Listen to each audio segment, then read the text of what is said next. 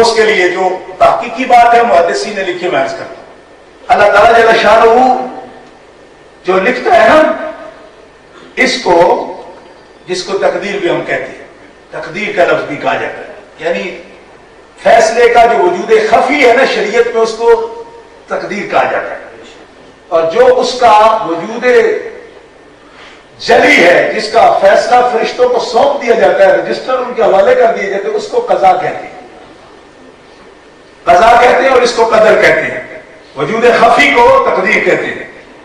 اللہ تعالیٰ جل شانہ اپنے علمی ازلی کے مطابق بطور خبر ان کو نقل کر فرماتا ہے، ورنہ نقل کی ضرورت ہی نہیں ہے، کیونکہ جو لکھا جاتا ہے وہ کسی اور کے لیے لکھا جاتا ہے تاکہ فرشتے بھی اس کو مطالعہ کریں۔ جی، لوح محفوظ میں بھی اور ان کتابوں میں بھی جو مدبرات کو ان فرشتوں کو سونپی جاتی ہیں کہ جس کے اندر رزق بھی ہے، سب کچھ لکھا ہوا ہے، ورنہ لکھنے کی ضرورت نہیں ہے۔ اللہ تعالیٰ جل شانہ اپنے لیے تھوڑی لکھتا ہے کوئی یادداشت کے لیے،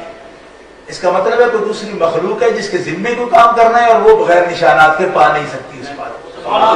ٹھیک ہے۔ اور یہ جو لکھا جاتا ہے یہ بطور خبر لکھا جاتا ہے۔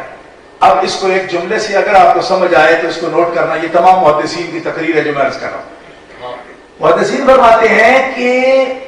جو اسے کرنا ہے اللہ کے علم ازلی میں اس کے اعمال موجود ہیں، اس وجہ سے ان کو بطور خبر اپنے علم ازلی کو فرشتوں کے حوالے کر رہا ہے۔ بندہ اس لیے نہیں کر رہا کام کہ چونکہ لکھا ہوا ہے اس لیے میں کر رہا ہوں، اگرچہ کرتا اس کے مطابق ہے، کیوں کہ اللہ کا علم جھوٹ نہیں ہو سکتا، لیکن اس کا بندہ پابند نہیں ہے کہ لکھے ہوئے ہونے کی وجہ سے کر رہا ہے، بلکہ اس کی سرشت میں جو چیز تھی وہ اللہ اپنے علم ازلی کے مطابق اس کو بطور خبر لکھ رہا ہے اور فرشتوں کے حوالے فرما رہا ہے۔ اسی لیے بندے کو کسب پر اللہ نے بالکل یہ اختیار عطا فرمایا۔ دیکھو تو میں کفر بھی بتا دیا، ایمان بھی بتا دیا، من شاء فلیؤمن ومن شاء فلیکفر، جو چاہے وہ کفر کر لے، جو چاہے وہ ایمان لائے۔ کس چیز کا شاء ہے، اختیار کس چیز کا ہے جو اللہ تعالیٰ ذکر فرما رہے ہیں؟ معلوم ہوا کہ کسی بھی فعل کا خلق بندہ نہیں کرتا، نہ برے کا نہ اچھے کا، فعل کی خلق کی اضافت تو خدا کی طرف ہے، حسن ہو یا قبح ہو، مگر کسب پر بندے کو اللہ نے مکمل اختیار دیا ہے۔ یہ عقل ہے اس کے پاس فیصلہ کرنے والی، وہ چاہتا ہے تو کفر کو اختیار کرتا ہے، چاہتا ہے تو ایمان کو اختیار کرتا ہے۔ اِنَّا أَعْتَدْنَا لِلظَّالِمِينَ نارا فرمایا میں نے اگر تمہیں مجبور کیا ہوتا نہ نبی بھیجتا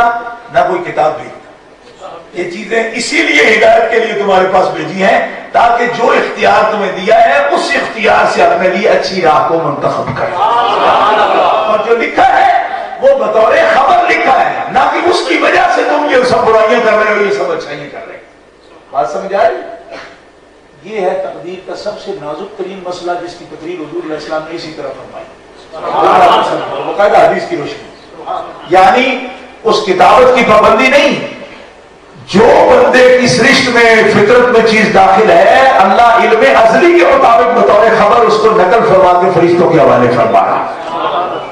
اسی لیے بندہ کو جبر اور قدر کی درمیانی کیفیات میں اللہ تعالیٰ نے کسب پر قادر فرمایا ہے، اور اسی چیز کا اختیار اسے عطا فرمایا ہے۔ یہ ہے اس حدیث پاک کا مفہوم۔ گرامی قدر حضرات، اب آخر میں آپ سے کہوں گا کہ ایمان اور عمل دو چیزیں ہمارے ذمہ ہیں۔ اللہ تبارک و تعالی جل شانہ، اللہ کے رسول، رسول کرام، تمام کتابیں، آخرت کا دن، ان سب چیزوں پر ایمان لانا، یہ حصہ وہ ہے جس میں بغیر تصدیق قلبی کے کچھ کرنے والا کام نہیں ہے، لیکن دوسرا حصہ وہ ہے جس میں سب کچھ کرنے والا ہے، اس میں صرف ماننے سے بات نہیں بنے گی، وہ ہے عمل صالح۔ آپ کہیں کہ ہم مانتے ہیں، ان کو مانتے ہیں اور کرتے کچھ بھی نہیں، نمازیں مانتے ہیں، روزہ مانتے ہیں، حج مانتے ہیں، ماننے سے نہیں، وہ میرا ماننے والا نہیں، وہ کرنے والا کام ہے۔ اس لیے جو ماننے والی چیز ہے اس کو ماننا ضروری ہے، اور جو کرنے والے کام ہیں ان کا کرنا ضروری ہے، بغیر اس کے بھی بندے کا ایمان مکمل نہیں ہو سکتا۔ اس لیے جب ایمان اور عمل مکمل ہو جاتے ہیں پھر ایسی ہستیاں بنتی ہیں جن کی 11ویں شریف منائی، یہ اللہ ہے، یہ ہے مخلصین جن کو دیکھ کر شیطان بھی مان گئے، شیطان بھی مان گئے۔ مولانا قابل توجہ بات یہ ہے کہ ان کو ولیوں کی شان کو شیطان بھی مان گئے، یہ تو خود مان لیا تھا ان پر میرا قبضہ نہیں ہے جی، تو پھر وہ بڑے تکڑے ہیں یار کہ شیطان تو مان گیا اور وہ آج تک نہیں مانے۔ اولیاء اللہ کو وہ آج تک نہیں مانے، حالانکہ یہ نام مان گیا۔ اب میں نے کہا کہ میرا شیطان رجیم پڑھتے ہو، ساتھ اپنا بھی نام شامل کرو۔ کیوں کہ وہ تو ولیوں کی صورت دیکھ کر مان گئے، انہوں نے کہا یہ میں ان پر کچھ نہیں کر سکتا، یہ تیرے مخلص بندے۔ اہل اسلام اللہ سے انہی بندوں کو پیار ہے جو اللہ کے محبوبوں کو، اللہ کے ولیوں کو بھی مانتے ہیں اور ان کا احترام بھی کرتے ہیں۔